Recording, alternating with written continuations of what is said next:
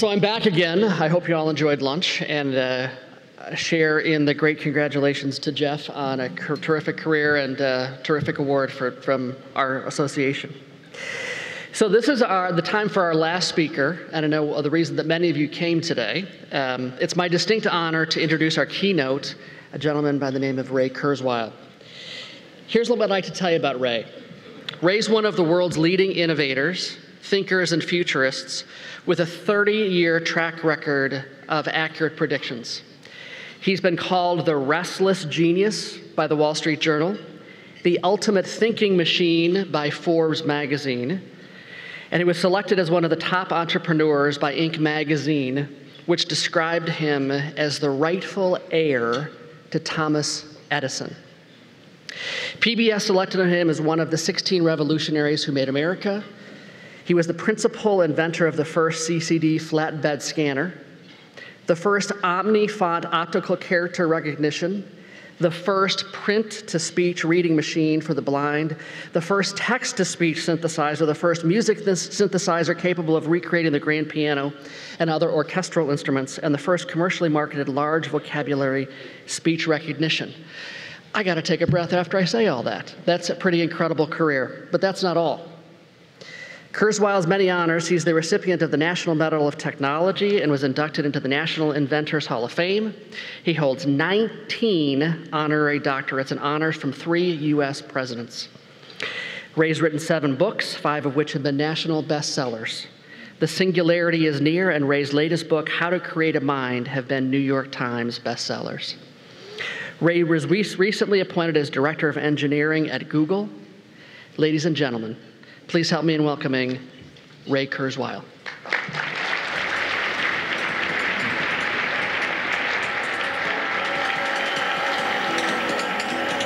Thanks.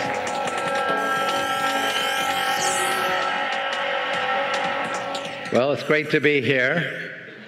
Bob Metcalf and I used to hang around in Boston, sharing tips on innovation and looking at new companies. And Bob has moved to Austin. I now have a full-time job in Mountain View, California. It's actually my first job. I thought I'd squeeze in a job before I turned 65, at least for a company I didn't start. And in fact, I was pitching Larry Page in July for a new venture that I was going to start based on my most recent book, which I'll talk a little bit about, How to Create a Mind. And the idea was to apply the biologically inspired methods based on how the brain processes information to artificial intelligence, so that search engines like Google could be based on natural language and concepts and not just keywords. And he said, don't do that. Do it here. And he convinced me that Google had resources that I wouldn't find if I raised all the money I would like, that would really enable me to do this work. Things like the knowledge graph, which has 700 million concepts, basically all the concepts in the world and their relationships. And that is very useful, and there's quite a few other things there. So this is an exciting new venture of mine. But I'd like to share with you some reflections on innovation and the history of innovation, going back 200 million years ago. I'll cover the first 100 million years quickly. 200 million years ago, the neocortex evolved. It's a brain structure that only mammals have. In these early mammals, which were rodent-like creatures, it was the size of a postage stamp, just as thin. Neocortex means new rind, so it's a covering over the brain. But it enabled these animals to do hierarchical thinking. They could think in flexible ways. They could recognize patterns, even if the pattern was a little altered or hidden. They could find new ways of solving problems based on the hierarchy of the actual world. And they could learn new behaviors. Animals without a neocortex couldn't do that. They had pre-programmed behaviors. They could learn new behaviors too, but not in one lifetime. Over maybe 1,000 lifetimes. Using biological evolution, a new behavior could evolve. That was fine 200 million years ago, because the environment was changing very slowly. new changes wouldn't occur for thousands of years. So as the environment changed slowly, these animals could evolve new behaviors and keep pace. Then something happened 65 million years ago. We call it the Cretaceous extinction event. There was a violent, cataclysmic, sudden change in the environment. We see geological evidence for that all around the globe. If you dig down to an area of sediment reflecting 65 million years ago, the geologists can explain that this rock formation reflects a very violent, sudden change in environment. And so the animals without a neocortex couldn't evolve new behaviors quickly enough. They had now weeks, not thousands of years. The mammals, though, were able, many of them were able to handle that. One would invent some innovation to deal with the new environment, maybe accidentally, that would spread virally through that population. And that is when mammals overtook their ecological niche.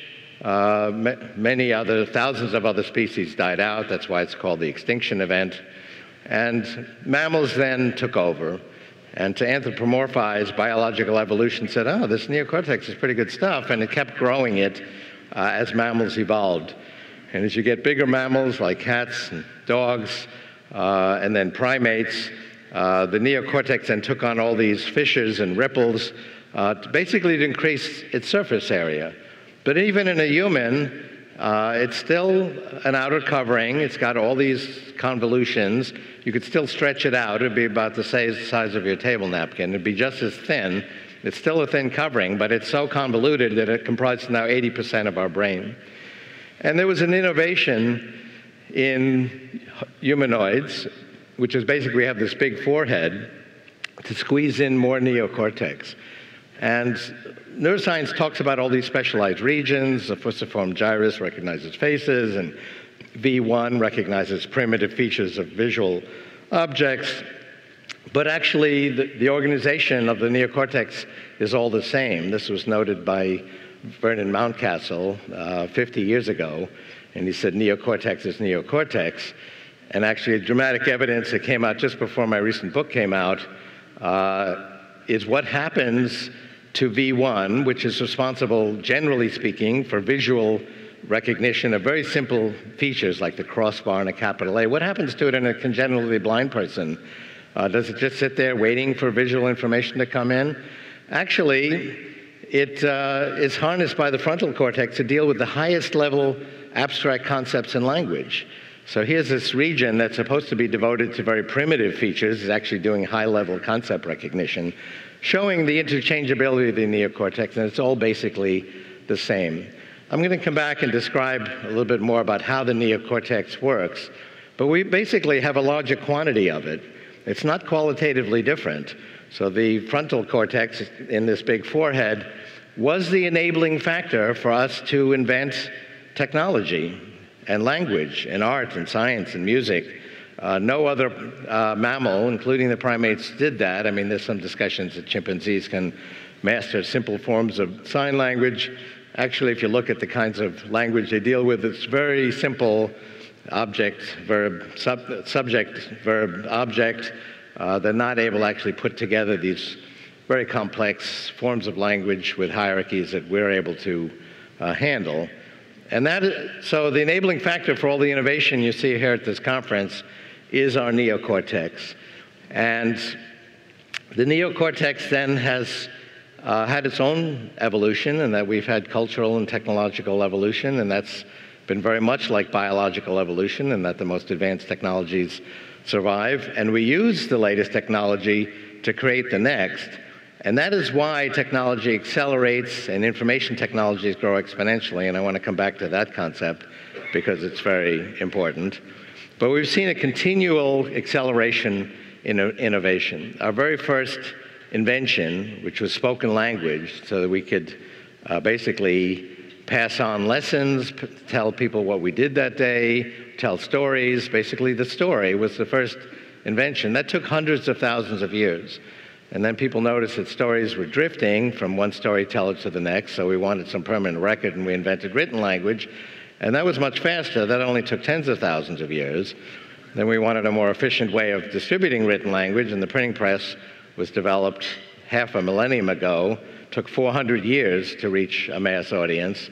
I gave a speech at the 550th anniversary of the University of Basel, and that was founded 20 years after Gutenberg's invention, and right where he invented the printing press. And I said, wow, that's exciting. You must have had some of his books when you opened your doors. And they said, yes, we got them very quickly. It was only a century later. So that is how innovation spread in those days, but that was fast compared to some of the earlier inventions. The telephone took only 50 years to reach a mass audience, a quarter of the US population. The cell phone did that in 7 years. Social networks, wikis, blogs took 3 years to reach a quarter of the population. So there's been a continual acceleration. And what drives that acceleration is something I call the law of accelerating returns, which is that information technologies grow exponentially. They double their power every period of time, which right now is approximately a year. So that means right now you can get the same amount of computation you got a year ago, or communications, or biological technologies, genetic sequencing, as you could get a year ago for half the price. And actually, people worry about deflation, because that's a 50% deflation rate, and the economists worry about, well, if you can get the same stuff, and I'll talk about three-dimensional printing in a moment, so I'm literally talking about physical things as well, for half the price, you'll buy more. That's economics 101. But are you really going to double your consumption? And if you don't, so let's say you only increase it 50%, after all, how much do you need? Then the economy, not as measured in bits, bytes, and base pairs, but as measured in constant currency, will shrink. And for a variety of actually good reasons, that would not be a good thing. And that's actually not what happens. We actually more than double our consumption. There's actually been 18% growth in every form of information technology per year for the last 50 years, despite the fact that you can get twice as much of it each year for the same cost. And the reason for that is innovation. As price performance reaches certain levels, whole new applications just explode. I mean, why didn't social networks take off 8 years ago rather than 4 years ago? Was it because Mark Zuckerberg was still in junior high school and wasn't motivated to find a better way of meeting girls? It was, the price performance wasn't there. There were social networks 8 years ago, and they had arguments. Can we really allow our users to download a picture? The price performance couldn't really support that application. When it could, it exploded. And this kind of exponential growth is amazingly predictable, and I'm going to show you a few examples of that. We have actually over 100 examples of that. There's a very pervasive predictability to this exponential growth of information technology. Now, there's many things that aren't predictable. I mean, you could have predicted, and I did predict, that search engines were needed and were becoming feasible about 15 years ago. The fact that it would be these couple of kids in a Stanford dorm with their late-night dorm room challenge as to whether or not they could actually do the mathematics to reverse the links on the internet, that they would take over the world of search, that would have been very hard to predict. But the fact that search engines were coming and the cost-effectiveness of that technology was now coming into place 15 years ago, that was feasible. So I want to show you just how this law of accelerating returns, this exponential growth, drives innovation. And it's a constantly accelerating course, and we're right now at sort of the knee of the curve, where we're going to see innovations at a faster and faster clip. The fact that new capabilities that are impossible at certain points of time become feasible is a great opportunity for innovators, because you can actually look at, gee, what is going to be feasible 3 years from now? And I get a lot of business plans and technology plans. I do some early stage investing and mentoring, as Bob Metcalf does. And many of these plans act as if the world 3 or 4 years from now is going to be the same as it is today. Maybe cell phones will be a little smaller, or maybe they'll be a little bigger, but there will be no fundamental change. Think back 3 or 4 years ago, people didn't use social networks, wikis, blogs. That sounds like ancient history. That wasn't so long ago. And I first began to think about this over 30 years ago. It was 1981. I realized that to be successful as an inventor, timing was critical. The inventors whose names you recognize, like Edison or Larry Page, They were in the right place at the right time with the right idea. There were many other people who were a little bit early, a little bit too late. I realized the timing had to be critical, and I couldn't aim at the world that I saw. It's like skeet shooting. I had to think, what is the world going to be like 3 years from now? And even 30 years ago, things were not changing as fast as today, but they were changing fast enough for me to realize I had to really anticipate what that world would be like. And I began to study this, and I adopted or accepted the common wisdom that you cannot predict the future. I didn't really think that you could absolutely predict it, but being an engineer, I gathered a lot of data. I thought maybe if I visualized it in the right way, if I squinted at it, I would be able to see some vague trends and make some educated guesses. What I discovered was quite surprising. If you measure the fundamental measures of the power of information technology, price, performance, capacity, bandwidth, they follow these amazingly predictable trajectories. And the trajectories are exponential. In the case of computation, this goes back to the 1890 census. It's not just Moore's law. It was happening long before there were chips. And it's not only predictable, but the nature of exponential growth is very surprising. And to go back to our brains, we really have brains in order to predict the future. If you wonder, why do I have a brain? It's really to anticipate what's going to happen. But these built-in predictors are linear rather than exponential. Our intuition is not exponential, and that's the primary difference between myself and my critics. They're looking at the current situation and saying, well, based on what we see, and this is going to take centuries, not years. For example, halfway through the Genome Project, we had finished 1% of the genome. And so mainstream critics were saying, well, told you this wasn't going to work. Here you are 7.5 years into this project, you finished 1%. It's going to take 750 years, just like we said. My response at that time was, oh, we've done 1%, we're almost done, because it's an exponential progression. And once you get to 1%, you've got some traction. That's only 7 doublings from 100%. And indeed, that's what happened. It kept doubling every year and was done 7 years later. And every other aspect of biology has considered to ramp up in this exponential manner. But when our brains evolved, tens of thousands of years ago, and we were walking through the savannah, and I look up and, okay, that animal's going towards that rock, and I'm headed up this way towards the rock. We're going to meet up there. I'm going to take a different path. Turned out to be good for survival to make those predictions, but those predictions were linear, and that became hardwired in our brains. And the kinds of challenges we had thousands of years ago were not exponential, trying to track an animal in the wild, and the other things we thought about were linear. There was no information technology at that time, except perhaps for spoken language. But that was progressing so slowly that nobody noticed it. And so exponential growth is not intuitive, but it's very powerful. Because if we take 30 steps linearly, and that's our intuition, 1, 2, 3, 4, 5, I get to 30. If I take 30 steps exponentially, and that's the reality of information technology, I go 2, 4, 8, 16, doesn't sound that different, but by step 30, I'm at 1 billion.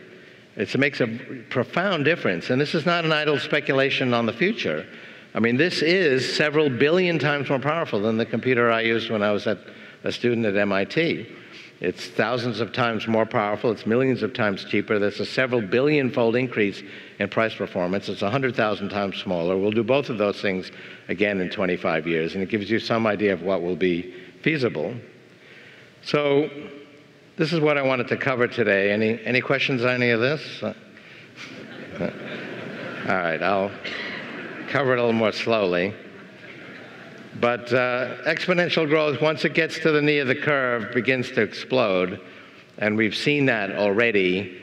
And we're just getting to the point where it's interesting and will ultimately transform everything we care about. This is the first graph I had in 1981. Well, I had it through 1980. This is the power of computers. So calculations per second per $1,000. And it's a constant $1,000. This has now been updated to 2009, and people go, oh, Moore's Law, but Moore's Law is just the part on the right. When I first had this graph, Moore's Law had been underway for 8 or 9 years.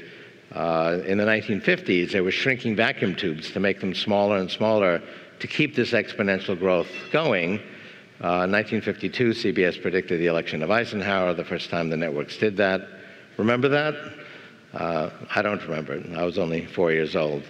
But finally, they hit a wall. They couldn't shrink the vacuum tubes anymore and keep the vacuum. I have a little museum, and we have a computer with tiny little vacuum tubes, and that was kind of the end of the line for vacuum tubes. But the law of accelerating returns, as applied to computers, just jumped to the fourth paradigm, transistors, and then to chips. And this modest little curve represents trillions-fold increase, because this is a logarithmic scale. As you go up the scale, we're multiplying by powers of 10. Each labeled level on this is 100,000 times greater than the level below it. So since the 1890 census, the first one to be automated, this represents trillions-fold increase, several billion-fold, just since I was an undergraduate. But the most amazing thing is, look at how smooth a curve that is. I mean, where's World War I or World War II or the Great Depression or the Cold War or the recent recession? People say, well, it must have slowed down during the recent recession. I mean, if you hang around this organization or in Silicon Valley, people will disabuse you of that notion. But it's had absolutely no effect, nor have any of the recessions or boom times. It has a mind of its own, goes through thick or thin, war or peace. Nothing has any effect on this very smooth exponential growth, and you can actually predict where it will be. In fact, we are exactly where I predicted we would be in 1981, because I just extended this curve. It's a double exponential. This is exponential growth on this logarithmic scale, and we're right where we should be based on my projection from 30 years ago. So I don't want to dwell on these examples of electronics, but the curve on the top there is kind of a nice example. I used to hang out at these surplus electronics shops on Canal Street in New York. And I recently went back, and they're still there. But in the early 60s, I'd buy something about this big that could actually switch a bit of information for only $50. It was a telephone relay with support circuitry. It was very slow and cumbersome. I was excited in 1968 I could buy a transistor that was much smaller, faster, for only $1 that did the same thing. You can now buy billions of them for $1. They're better again because they're smaller. The electrons have less distance to travel, so they're faster. The cost of a transistor cycle has been coming down by about half every year. So that's why you can buy an Android phone or an iPhone that's twice as good as the one 2 years ago for half the price. That's a fourfold increase in price performance. And we've put some of the improvement in price performance in better performance. That's why cell phones today, do a million things, according to the Apple or Android ads, do a pretty good job of phone calls, and they're much less expensive. We put some of that price performance improvement into lower prices, but this fuels constant innovation because new and better applications become feasible. Here's one example of consumption. Bits shipped, it's been 18% growth in constant dollars, despite the fact you can get twice as many bits of memory each year for the same cost. Time magazine had a cover story on my idea, and they wanted to so this is my computer graph, and they wanted to put a particular computer that they had covered in the magazine as the last point. I said, it just came out. It might not be cost effective. It's not going to be above the curve, but it might be below. But it's actually right on the curve. And this is a curve I laid out in 1981. So it's been very predictable. Cooper's Law, Singularity University, which I co-founded with Peter Diamandis and Larry Page, was involved in founding it, and Google was the first sponsor. Martin Cooper is on the faculty. He invented something you may be familiar with, the mobile phone. And Cooper's Law, which is a very smooth exponential growth in the number of bits we move around wirelessly, back to a century to when we were moving Morse code over AM radio. Now we have 4G networks. This represents trillions-fold increase because every level on this is 1,000 times greater than the level below it. It's a logarithmic scale. But again, look at how smooth the progression that is. Internet data traffic smoothly doubling every year.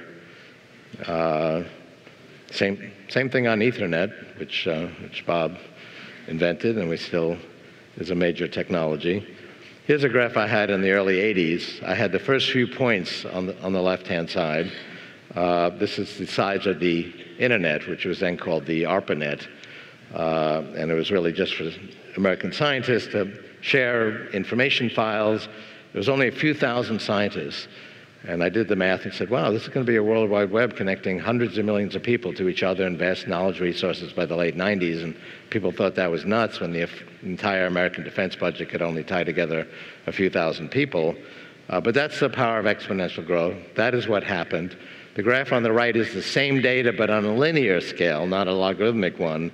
And that is actually how we experience the world. So to the casual observer, it looked like, whoa, the World Wide Web's new thing came out of nowhere. You could see it coming if you looked at the exponential progression. Now, this is an important one. This law of accelerating returns does not just apply to electronics and computers. It applies to anything where we are dealing with the phenomena as an information process. And biology is fundamentally an information process. But that's actually not how health and medicine was organized.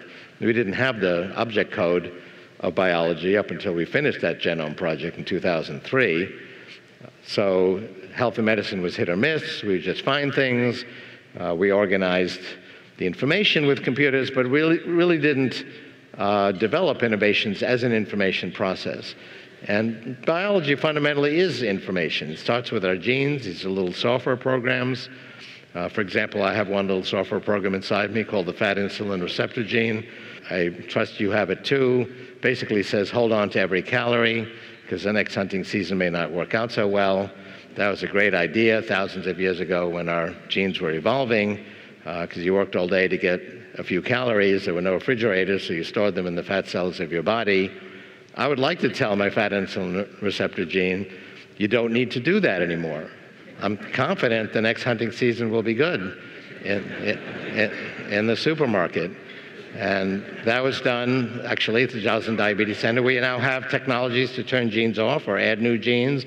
So they turned off the fat insulin receptor genes in these animals, and they ate ravenously and remained slim. And it wasn't a fake slimness. They didn't get diabetes. They didn't get heart disease. They lived 20% longer. They got the health benefits of caloric restriction while doing the opposite. And they're working with a drug company to bring that to the human market. I'm involved with a company where we take cells out of the body, non-invasively, scrape lung cells out of the throat, and these are in patients who have a particular disease caused by a missing gene. Now, most diseases are not one gene, one disease, but this one is. And if you're missing this gene, you'll get this terminal disease where your life expectancy is 1 or 2 years from diagnosis. So we take these cells, which are missing the gene, add the gene in a petri dish, so it doesn't trigger the immune system, which is one of the problems of the old form of gene therapy. Expect that it got done correctly, replicated several million-fold. Now we have millions of cells with that patient's DNA, but with the gene they're missing, inject it back in the body, it goes through the bloodstream, ends up back in the lungs, and this has actually cured this disease in human trials, and it's undergoing more trials. And these are just 2 of hundreds of examples where we're basically going to reprogram the software of life. We'll have not just designer babies, but designer baby boomers, which I'm personally a lot more interested in. But we're learning the genetic triggers of cancer and heart disease. I'm involved with the Cancer Stem Cell Project at MIT, where we've actually noted the genetic changes that cause an ordinary stem cell to become a cancer stem cell and are the progenitors of cancer. And the reason that chemotherapy doesn't work very well is it kills cancer cells, but it doesn't kill the cancer stem cells, and they're responsible for metastases, and you got to get them also. We've actually identified several drugs which kill the cancer stem cells, and this is actually going to go into human trials with pancreatic cancer patients within the next month or so. Part of what's fueling this is the exponential growth of all these information technologies, underlying biology. I mean, there's the growth in the amount of genetic data. The cost of DNA has come down by half each year. It was $10 per base pair in 1990. It's a few hundredths of a cent today. First genome cost $1 billion. It's now approaching $1,000. NIH is collecting 1 million genomes to do a master comparison of disease states to genetic states. They wouldn't do that if the genome still cost $1 billion. So as price performance comes down, whole new possibilities become feasible. Another technology that's an information technology that's going to revolutionize the world, but we're actually in that sort of quiet before the storm because the specs are not quite there, but you can see that they're coming. 3-dimensional printing.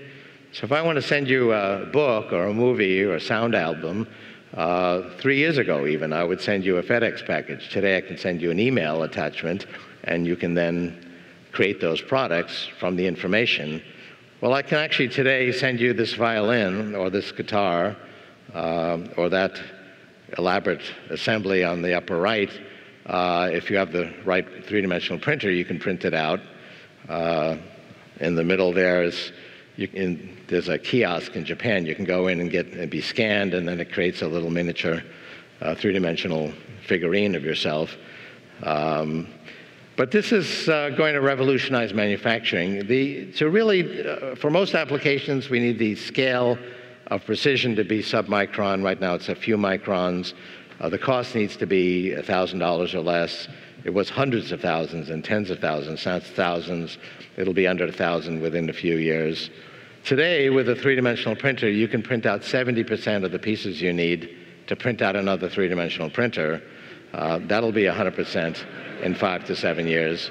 So we'll be able to send one three-dimensional printer to Nigeria. They'll print out another one. The 2 will print out 4. The 4 will print out 8. Pretty soon, everybody in Nigeria will have a three-dimensional printer. This uses very inexpensive input materials and the right designs. And people go, oh, this is going to destroy the economy, because there will be, for example, millions of designs of open source information files where you can print out different clothing and physical things you need. At Singularity University, we have a project to print out houses for the developing world, one module at a time, and snap them together Lego style. So you'll be able to print out most of the things you need. But look at what has happened now to music, books, and movies.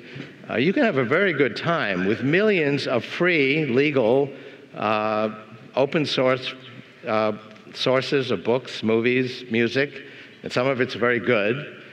Yet people still pay for the proprietary forms to get Harry Potter or the latest blockbuster or their favorite musical artist. And even though there's a lot of gnashing of teeth of radical changes in business models, if you look at the overall revenue of those industries, they've remained quite vital, despite the fact that there's open source forms of this information, and even despite the fact that there's illegal downloading of proprietary forms. These industries have done quite well. And the same thing will be true of everything else. So you'll actually be able to print out clothing in the 2020s when we have multi-nanometer scale, but you'll still pay to get the latest designer brand design and then print it out on your three-dimensional printer. So let me say a few words about thinking and the brain. I mentioned the importance of the neocortex, and I've been thinking about thinking for 50 years. I wrote a paper actually 50 years ago, which was my Westinghouse Science Talent Search submission, about the same subject, which is how the brain works and how to use those biologically inspired methods to create artificial intelligence. And I described the brain then as a large collection of pattern recognizers. We weren't very good at logical thinking, but we were very good at recognizing patterns, and we have a large number of pattern recognizers in our neocortex, and we really didn't know how they worked, but I said they were organized in hierarchies, and based on this model, I wrote a program that could recognize patterns in musical melodies and then write original music based on the patterns it had discovered. So I could feed in Chopin, Mozart, and would then write original music that sounded like those musicians. And so I was one of the winners that got to meet President Johnson in Washington, and I took my computer on I've Got a Secret, which probably most of you is before your time. But I came on and played a piece of music, and then my secret was I had built a computer that composed the music. That was revealed to the home audience, and the celebrity panel needed to guess it. And this book, which just came out recently, says basically the same thing, except now we have the neuroscience evidence to support that thesis. The spatial resolution of brain scanning, different types, MRI, destructive, non-destructive, non-invasive, are all scaling up exponentially, basically doubling in spatial resolution each year. We can now see inside a living brain with enough precision to actually see your brain create your thoughts, and more importantly, see your thoughts create your brain, because that is the secret of human thought. this whole hierarchy we create with our neocortex is created by our own thinking. So it's true you are what you eat, but it's even more true that you are what you think. So be careful who you hang out with. I think if you hang out with the entrepreneurial community here in Atlanta, you'll be doing well. But we actually create our neocortex with our own thinking, and we create one conceptual level at a time. I've got a 1.5-year-old grandson, and he has successfully laid down several conceptual levels. You can see a newborn is just dealing with very primitive sounds and shapes, and it takes us quite a while to build up a meaningful number of levels of abstraction. But we create that with our own thinking. I've counted them, or at least I've estimated them, and I drive this in the book. We have about 300 million pattern recognizers. And they're all basically the same. They use essentially the same algorithm, but they can recognize a pattern. This is a model of it, but I'll give you one example which will illustrate it. There's a lot of redundancy because they're not totally reliable. So I've got probably hundreds of pattern recognizers that recognize a crossbar and a capital A. And that's all they care about. I mean, a beautiful song could play, a beautiful girl could walk by, they don't care. But they see a crossbar and a capital A, they get very excited. And they send off a high probability on their output axon saying, capital A, crossbar of a capital A. And that goes up to a higher level. It's getting other primitive features. And that module will say, oh, we've seen a capital A. That'll go up to a higher level that might then say, oh, we've seen the word apple. Or if it has seen, let's say, A, P, P, and L, because the letter recognizers coming up to it have said that they've seen those, it'll say, oh, you know, there's a very good chance we're going to see a capital E. And it'll actually send a signal down the hierarchy to all the E recognizers, say, be on the outlook for an E, because I think an E is coming.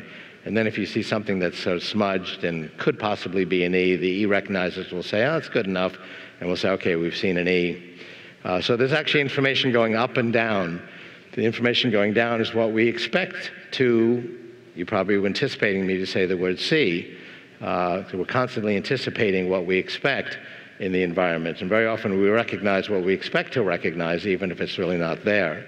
And at the lowest level, there's these recognizers that deal with very primitive features. If you go up another 5 or 6 levels here, you're now at a pretty high part of the hierarchy, and that's getting information from all of the senses if you go down its hierarchy. So I might see a certain fabric, hear a certain voice, smell a certain perfume, and I'll go, aha, my wife just entered the room. Go up another 10 levels or so, and now you're dealing with very abstract features, like that's beautiful, that's funny, that's ironic, she's pretty. You probably think that those high-level abstract recognizers are much more complex and sophisticated, and they tend to be in the frontal cortex, than the ones that just recognize edges of objects and crossbars. They're actually fundamentally the same algorithm. That is what Vernon Mountcastle saw 50 years ago, although we didn't have the means to understand how it worked at that time. They're actually fundamentally the same. The difference is where they are positioned in that hierarchy. The neocortex is actually one pattern recognizer thick, and but the hierarchy is created by the connections between these recognizers, as illustrated here in this simple example, and we create those connections with our own thinking, and that is really the key to human thinking. And there's complete interchangeability. If you have a stroke and one part gets knocked out, so the reason we know that the fusiform gyrus generally recognizes faces when somebody knocks out that region through an accident or a stroke, they suddenly can't recognize faces. But then a different region will take over, maybe a little resistant to taking over because it wasn't sitting around doing nothing, but it may have to give up some of its redundancy so that it can replace the function that's been lost. There's a tremendous amount of evidence of the interchangeability of these different regions. And through our own learning and experience, we create this whole hierarchy. So is 300 million a lot or a little? Well, it was enough, that quantitative improvement, when humanoids developed this frontal cortex and we had more neocortex, to enable the invention of language and art and science and technology and innovation. If it wasn't for that quantity, we wouldn't be doing those things. Other mammals with a neocortex, they can do some flexible problem solving, but it's not enough for them to actually invent a whole evolutionary process of technology development. But it's also quite limited. Anytime you get frustrated, it takes so long to read one book or to master a new subject or learn a new language, we run up against the limitation of 300 million.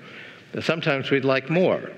Well, these communication technologies enabled us to increase it. So if we had spoken language and groups could get together and you could have 5 people maybe solving a problem and exchanging their ideas. It's not perfect communication. We have all these very powerful communication technologies now.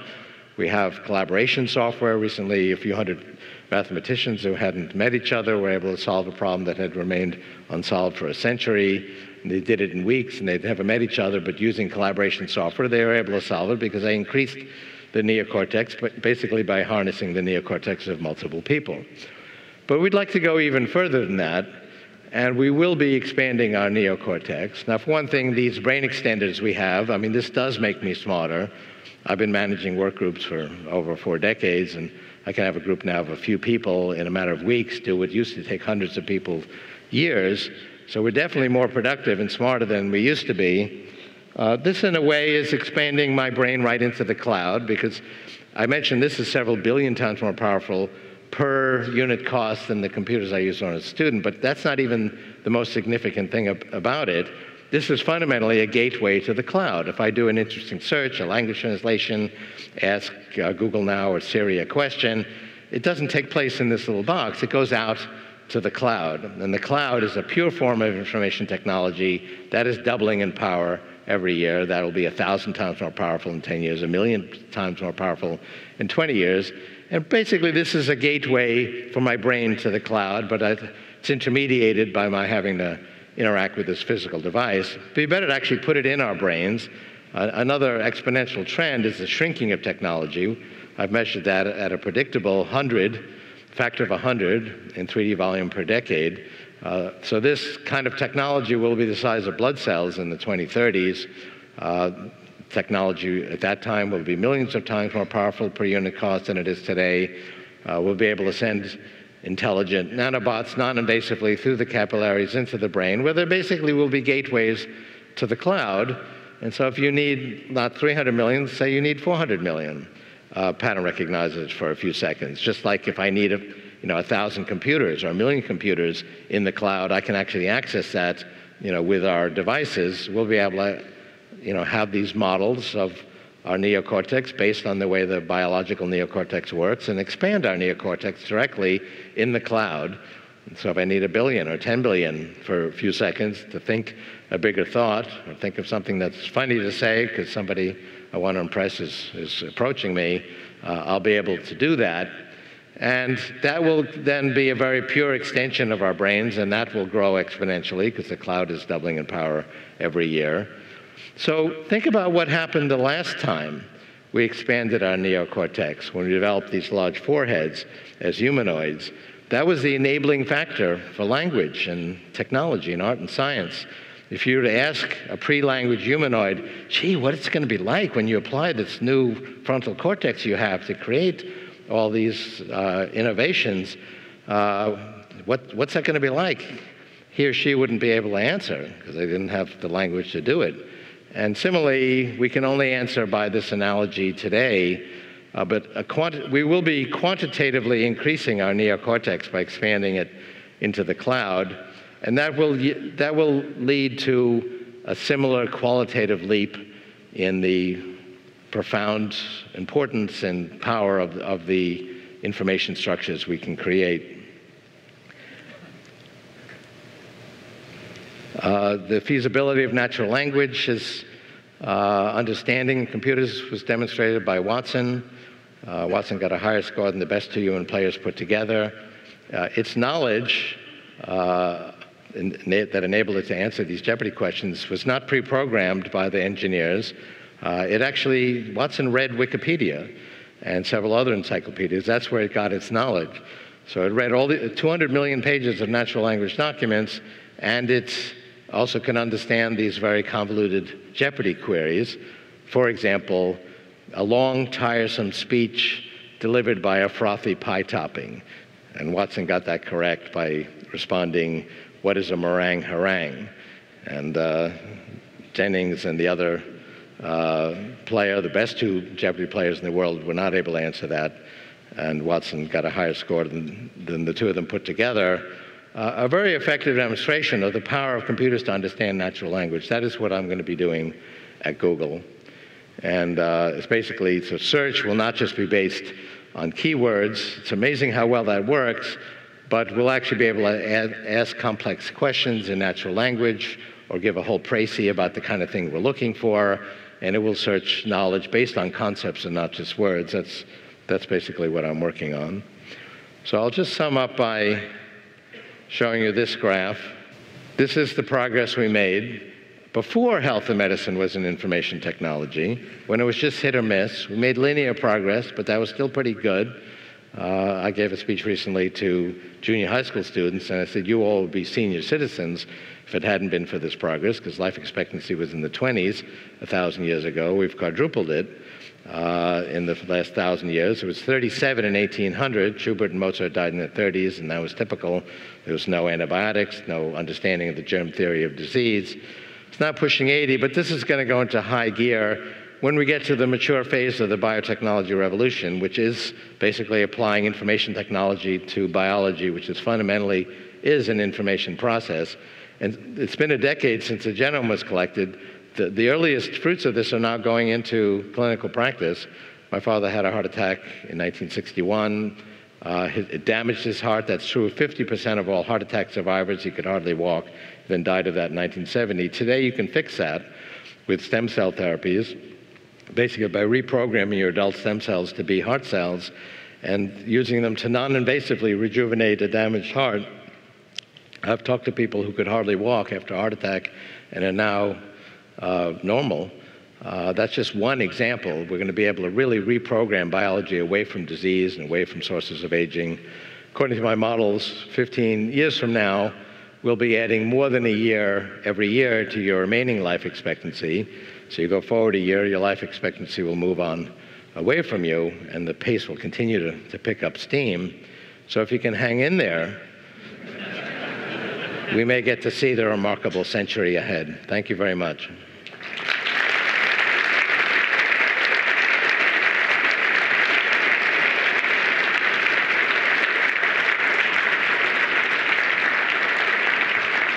So there's a microphone there. I don't know if there are any others, but surely there's something I didn't cover. So we have time for questions. I've got one for you. Your critics have said that you've been extremely optimistic about the outcome of a lot of these technologies, and obviously you've been proven right over time in certain aspects, but I would like to ask you to speculate on the nature of the future in the overall human evolution, actually. Specifically, whether we will win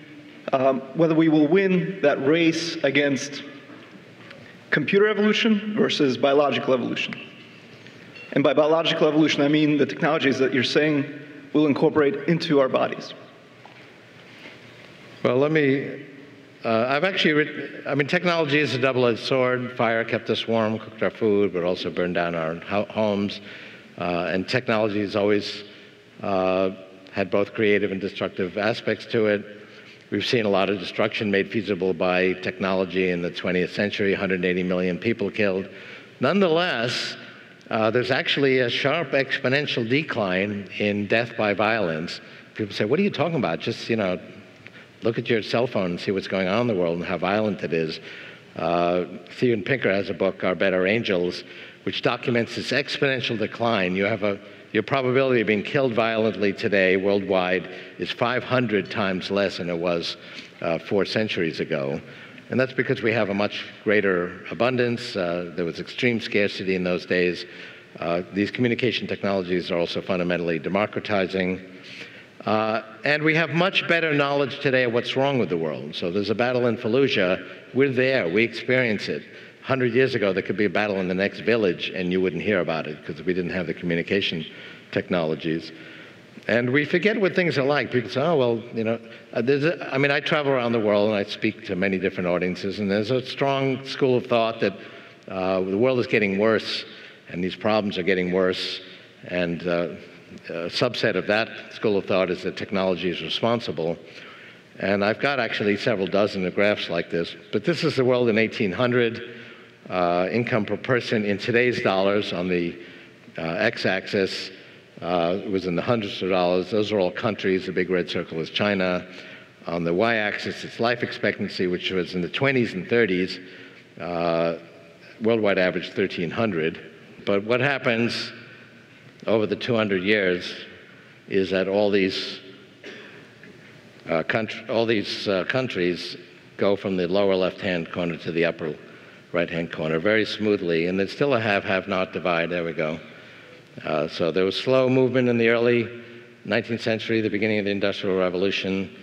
As we reach the 20th century, you'll see a wind that carries all these countries in the upper right, and there's still a have-not divide, but the countries that are worst off at the end of this process are far better off than the countries that were best off at the beginning of this process. And I shouldn't say end of the process, because the process is actually going into high gear, and particularly when we get things like three-dimensional printing, where we can print out the basics of life at very low cost. This will move much faster, but the countries that are worst off are far better off than the best countries at the beginning of this process. And we forget what things are like. There's a lot of focus on what's happened, trends that are happening over a few-month period, and they become highly politicized. But I remind people to read Thomas Hobbes, who describes life just a couple hundred years ago as short, brutish, disaster-prone, poverty-filled, disease-filled. We've come a long way in overcoming the sources of human suffering. Nonetheless, there are existential risks. The same technology that's enabling us to reprogram biology away from disease can also be applied today by a bioterrorist to create a new biological weapon, making, let's say, biological viruses more deadly, more communicable, more stealthy. I've actually worked with the US Army on developing a rapid response system for that. We do now have one. We can sequence a virus in one day. HIV took 5 years, another example of this acceleration. So we could have a whole conference on that subject. But fundamentally, we've been helped more than we've been hurt. And it's really innovators like yourselves who are responsible for applying these increasing powers of information technology to actual practical solutions to problems. Thank you. I'm curious if you have any predictions around where things are heading with the ability to use technology to reprogram neurological pathways within the brain for treating neurological diseases such as autism, things along those lines. Well, we're making very rapid progress on understanding the genetic triggers. We're not quite there yet. There's actually very exciting work in Alzheimer's and understanding what causes that. One very important insight actually came from a 16-year-old girl, Laura Deming, that I've been mentoring. She's a Peter Thiel 20 under 20 fellow. She's now 18. But we are beginning to really understand sometimes fairly simple genetic triggers that have a cascade effect. I think we will get to the point where we can arrest the progression of these diseases over the next decade or so. It's a little bit hard to predict exactly, but the power of these technologies is scaling up exponentially. If you have a progressive disease like Alzheimer's, and let's say you completely stop it, and then let's say you use stem cell therapies to repopulate the brain, to replace the brain tissue that's been destroyed, you will not bring back their skills, their memory, or even their personality that was wiped out. But you can grow new brain tissue and they can relearn these skills. We see that routinely in stroke patients. Even though they don't replace the tissue, if the stroke is localized, there's still enough other brain tissue then to compensate. So, once the information is lost, you'd have to think of a very exotic technology that could possibly bring that back. The information in our brains, and it is real information, this is not just a metaphor, that represents our skills, our personality, our memories, is not backed up today. We will get to a point where we've expanded our neocortex into the cloud, and at least the cloud portion will be backed up, and that's going to grow exponentially. So you go out far enough to 2040s, 2050s, that'll be where the action is, and it'll be backed up. But right now, today, it's lost. But you could, if you can arrest the genetic triggers of those diseases and then repopulate their brain, and we've shown the feasibility at small scale to grow new brain tissue from stem cells, then at least they could basically learn these things over again. Thank you. This is a converse of the first question. One of your partners, Peter Diamandis, says land is of abundance in a few years. Food, healthcare, and solar power, all these would become cheap, and you would go to a very low cost, so nobody has to work to really get their basic needs. But what can stop this? Can governments close everything and become a closed system like North Korea, where things can be stopped, or is it really optimistic? Where are you on the optimistic versus pessimistic scale? Well, just to illustrate the first part of your question, basic resources are getting less and less expensive. There's going to be a big revolution in education with online education. People say, oh, well, it doesn't have the social aspect, and there isn't the one-to-one communication needed, but that's actually all being overcome. It's like the objections we had to e-books 3-4 years ago. We've had continual improvement in education. We've, just in the last 50 years, tripled the amount of education that a child gets in the developing world. Larry Page and I did an energy study for the National Academy of Engineering that was adopted that showed that solar energy is growing exponentially because we're applying nanotechnology, a form of information technology, to solar panels and energy storage. It's doubling every 2 years the total amount of solar energy produced in the world. It has been for 30 years. And we're now less than 7 doublings away from meeting 100% of our energy needs. I presented this recently to the Prime Minister of Israel, and he said, and he was actually in my class at the Sloan School in the 1970s, and he said, Ray, but do we have enough sunlight to do this with? And I said, yes, we have 10,000 times more than we need. Once we double 7 more times and are meeting all of our energy needs, we'll be using 1 part in 10,000 of the sunlight. There's similar revolutions coming in water and food. I don't have time to describe them. Land usage, I mean, people say, oh, we're going to run out of space. We're only crowded together because of the innovation of cities so that we could communicate. Take a train trip anywhere in the world, you'll see most of the space is unused. We'll be able to print out houses at very low cost using 3-dimensional printers, Lego style. So this is actually the subject of Peter Diamandis' recent book called Abundance. We're only running out of resources like energy and water and food if we restrict ourselves to 19th century first industrial revolution technologies. If we use these new emerging information-based technologies, there's tremendous abundance. What could disrupt this really is only existential meltdowns. So the first one was introduced around the time I was born. We now have enough thermonuclear weapons that could be a complete meltdown of civilization. People don't worry about them so much anymore, but they're still there. These new technologies could be deployed negatively. I mentioned the possibility of a biological virus being engineered to be destructive, and we're not defenseless against that. I worked with the Army to put in a rapid response system to deal with that, but it's not a pat solution. Those solutions are very quickly obsolete as the potential attacks get more sophisticated. A good analogy or example of that is how we deal with software viruses.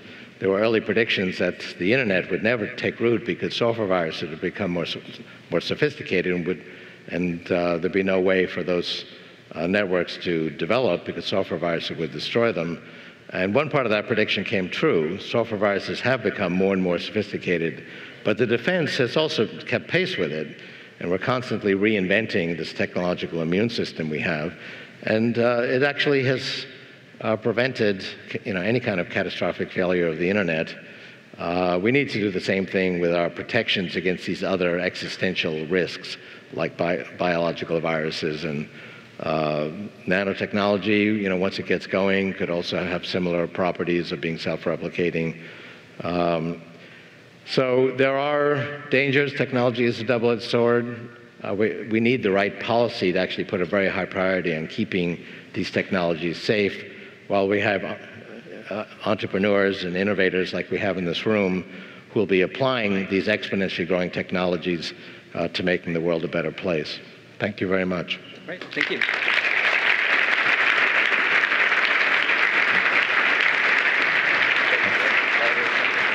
Oh. Thank you. Thanks very much, Ray. We appreciate you being here. A couple last announcements. We're winding down here. You know it's time for the NCAA basketball tournament. So TAG does its own thing in partnership with our friends from Arquette. It's called the Tweet 16, and it's actually going on right now. And you can go to www.techtweettournament.com and participate in that. Right now there's a competition between Atlantic Tech Village and LexisNexis. And it's all to drive traffic to our State of the Industry report. The other thing that I want to call your attention to is the back of your brochure. This is your call to action as the room is smoking up here. Call to action for today. I talked about Invest Georgia, which is really a significant thing happening for our state. This is a bill that would produce for our entrepreneurs, our early stage and growth stage companies, $100 million over 5 years to invest in our companies. And you can help on this. This is your assignment for today. You can help on this by going to the QR code, or you can see the link there that you can go to and get your message to the legislators in terms of how important this is. And finally, I'd like to call Barry back up here. And